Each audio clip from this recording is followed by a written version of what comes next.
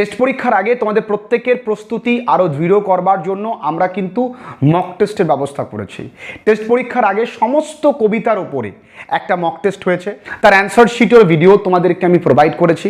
এবার সমস্ত গল্পের ওপরে আজকে তোমাদের জন্য যে অ্যান্সার শিটটা রয়েছে প্রশ্ন শুদ্ধ, যদিও প্রশ্ন আমি সমস্ত নির্দিষ্ট গ্রুপে, যারা অনলাইন ক্লাসেস করে তাদের গ্রুপে, যারা হোয়াটসঅ্যাপ গ্রুপে রয়েছে তাদের গ্রুপে, টেলিগ্রাম গ্রুপে, ইভেন আমি ইউটিউব কমিউনিটি পোস্টে কিন্তু আপলোড করে দিয়েছি। সুতরাং তোমরা চাইলেই পরীক্ষা দিতে পারবে। সবটাই মাইন্ডসেটের খেলা। যদি তোমরা মন দিয়ে পড়াশুনো করো, প্রত্যেকবারের ন্যায় আমার কথা মতো চললে এবারেও অনেকের রেজাল্ট ভালো হবে। তোমাদের প্রত্যেকের ভালো রেজাল্ট করার যোগ্যতা আছে, ক্ষমতা আছে, শুধু মাইন্ডসেটটা ঠিকঠাক রাখতে হবে। চলো আজকের এই সেকেন্ড টেস্টের উত্তরটা কি হয়, কোথায় নাম্বারটা কাটা যায়, কেন কাটা যায়, আমরা কিভাবে উত্তরটা সাজাবো, ব্রড কোশ্চেনে কোথায় নাম্বারটা বাড়বে, কোথায় নাম্বারটা কাটা যাচ্ছে, বানানটা কিভাবে ভুল বানান লিখলে কতটা নাম্বার কাটা যেতে পারে, সবটা আমরা দেখব। চলো পুরো ক্লাসটা মন দিয়ে করি এবং কে কত পেলে নিচে কিন্তু অবশ্যই তোমার নাম এবং তোমার টোটাল মার্কস আমায় জানিও। চলো পুরো ভিডিওটা দেখি। তো বন্ধুরা, আমি যেমনটা তোমাদের বলেছি যে তোমরা খাতাটা কিন্তু খুব সুন্দর করে দেখবে। আমি যেভাবে দেখছি ঠিক সেইভাবেই তোমরা খাতাটা দেখবে। দেখো, প্রথমে প্রশ্নটা দেখব, প্রশ্নটা বুঝবো। প্রথমে নিশ্চয়ই এমসিকিউ থাকবে। On entering her room, Mrs Jones asked Roger to eat dinner, comb his hair, wash his face, take rest. মানে ঘরে ঢোকার সঙ্গে সঙ্গে মিসেস জোন্স কিন্তু বলেছিল ওয়াশ হিজ ফেস, সঠিক উত্তর। 2 নম্বর কি, the girl in the train compartment thought the narrator to be gallant, serious, gallant and serious, pretentious. C দাগের উত্তরটা সঠিক, দুটোই গ্যালান্ট অ্যান্ড সিরিয়াস। 3 দাগে তোমরা খাতা দেখতে পাচ্ছ, এক গাদা খাতা রয়েছে। তো আমি একটা খাতাই তোমাদের সামনে দেখছি। তোমরা যারা অনলাইন ক্লাসেস করছো তাদের কার কত নাম্বার হলো সেটা কিন্তু অবশ্যই তোমরা কিরণের কাছে জানাবে, ঠিক আছে? এবং তোমরা যারা ভিডিও দেখছো তারাও কিন্তু কমেন্ট সেকশানে জানিয়ে দেবে কে কত পেলে। আরও একটা জিনিস বলে রাখি, তোমরা যারা গ্রামার মানে তোমরা যারা ক্লাস 12-এ বা তোমরা ক্লাস 12-এ যারা ক্র্যাশ কোর্সে ভর্তি হতে চাইছো তারা কিন্তু ডেসক্রিপশন বক্সে বা দেখবে স্ক্রিনে হোয়াটসঅ্যাপ নাম্বার ফ্ল্যাশ করছে, সেই হোয়াটসঅ্যাপ নাম্বারে মেসেজ করবে। নোটসের জন্য সেই নাম্বারটাই, ঠিক আছে? চলো। The wounded man was actually enemy of the hermit, enemy of the tsar, friend of the tsar, disciple of the hermit. ওই আহত ব্যক্তিটা আসলে কে বলতো? এনিমি অফ দ্য জার, সঠিক। Abdul Kalam's father would convey complex spiritual concepts in simple down to earth, সবাই জানি আমরা, তামিল। চলো, এখান থেকে 4টে প্রশ্ন যে কোনো। where was the girl in the story the eyes habit getting off? তাহলে the girl in the story the eyes habit getting off at Saharanpur, কোথায়? নামবে, ঠিক আছে? 1 নাম্বার, এখানে 4 নাম্বারই পেল।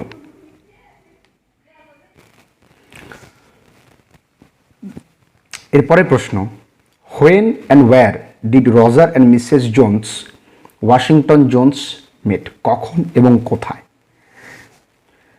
তাহলে ও 2 দাগেরটা লেখে নি। তাহলে 2 দাগের উত্তরটা কখন এবং কোথায় যদি বলে, আগে দেখো উত্তরটাকে সাজানো শেখো। এই প্রশ্নে সাবজেক্ট রয়েছে Mrs Roger and Mrs Jones, Mrs Luella Bates Washington Jones, MET হবে, মেট। কোথায়? In the street at about 11 o'clock at night, ঠিক আছে? এইভাবে সিম্পল প্লেন ভাষায় উত্তর দেবে। 4 দাগে আমরা 3 দাগের কোশ্চেনটা যেহেতু প্রিন্টিং মিস্টেক্স ছিল বলে কেটে দিয়েছিলাম।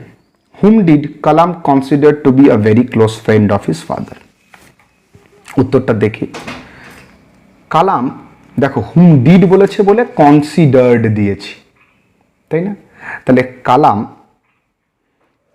কালাম কনসিডার্ড পাকশি লক্ষ্মণা শাস্ত্রী ওয়াজ, একটা দেখো এখানে এ কথাটা বাদ দিয়েছে, was a very close friend of his father. এইবার কি এখানে এই পাকশি বানান ঠিক আছে, লক্ষ্মণা না লক্ষ্মণান, এইখানে কনফিউশন আছে, আমাদের এইখানে এই কনফিউশনটা দূর করতে হবে, ঠিক? তো এটা সঠিক উত্তর। এর পরের প্রশ্ন আসো, বানান কোথাও ভুল নেই, কেউ কিন্তু উচ্চারণের সময় মানান করে ফেলে, সেখানে কিন্তু ঠিকঠাক করতে হবে। এর পরবর্তী প্রশ্নে কি আছে, what was the hermit doing when the tsar came to take leave of him? তাহলে ও 6 দাগেরটা 5 দাগেরটা লেখেনি, তাহলে 5 দাগের উত্তর হবে the hermit was sowing seeds on his knees, তাই না? The hermit was SOWING sowing seeds on the knees when the Tsar came to take leave of him. 6 দাগেরটাও লিখেছে। What shoes and jeans was Roger wearing? কোন shoes? Roger was wearing a blue suit shoes and a blue jeaned seater. এটা লিখতে হবে, লেখেনি কিন্তু 4টে question তো 1 2 3 4 5টা লিখেছে, and blue jeaned seater, ঠিক আছে? তাহলে সঠিক হবে, না হলে হবে না। এরপরে প্রশ্ন, what did the Kalam's father used to avoid? তাহলে Abdul Kalam's father used to avoid all, এই কথাটুকু লিখতে হবে। in essential comforts, things নয়, comforts and luxuries, ওকে? এই কথাটুকু লিখতে হবে, নাহলে হাফ কাটা। এখানে এতগুলো জিনিস লেখনি, সেখানে কিন্তু তোমাকে শূন্যও দিতে পারে, আমি হাফ কাটলাম, শূন্যও তোমাকে পরীক্ষায় দিতে পারে। তো এই দিকটাতে একটুখানি মাইনরলি কাজ করতে হবে। 1 2 3 4 5টা লিখেছে, 6টা লিখে দেবে যখন তোমার কনফিউশন থাকবে। What did the narrator of the Eyes of It think to formidable creatures? আচ্ছা, the narrator of the Eyes of It thought ants are formidable creatures, এখানে ইউজুয়ালি কথাটা লিখে দিলে ভালো হয়, না লিখলেও সমস্যা নেই, 15 নাম্বারই পাওয়া যাবে। তাহলে এখানে 1 2 3 3.5 হলো। এবার আসি, ও গ্রামার করেছে, গ্রামারই আছে পরের প্রশ্ন গ্রামারই রয়েছে। গ্রামারে কি আছে? Adversity always presents opportunity for introspections, negative sentence. তাহলে কি করেছে? তাহলে অ্যাডভার্সিটি নেভার অ্যাবসেন্ট, তাহলে অ্যাবসেন্টস লেখো, অপরচুনিটিস ফর ইন্ট্রোস্পেকশনস, এখানে গুলিয়ে গেল। তোমরা এক্ষেত্রে কি করবে আমি উত্তর বলে দিচ্ছি। এক্ষেত্রে সঠিক উত্তরটা এটা লিখলে ভালো হয়। কোনটা? এটা লিখলে কি লিখবে? does not বা does adversity never, not লিখলাম না কারণ নেভার লিখেছি তাই, নেভার প্রেজেন্ট, তারপরে যা আছে তাই জিজ্ঞাসাবোধক চিহ্ন, সঠিক উত্তর হবে। এরপরের প্রশ্ন, the man entered the compartment he broke into the reverie. তাহলে the man who entered the compartment, the man এইখানে ভুল হয়েছে, who entered the compartment broke into the reverie, এখানে ভুল। My father Jainul Abdeen serves his emotional physical bond, he is on the road to freedom, happiness and peace of mind, এখানে উত্তর কি হবে? My father was Jainul Abdin serves his physical, my father was Jainul Abdin full stop, he serves his emotional and physical bond full stop, he is on the road to freedom, happiness and peace of mind, তিনটে বাক্য হবে। এবার কি বলেছে? join into complex sentence, my father Jainul Abdin had not much formal education, he had not nor much wealth। তাহলে 4 দাগেরটা ও করেনি, 4 দাগের উত্তরটা কি হবে? বলছে my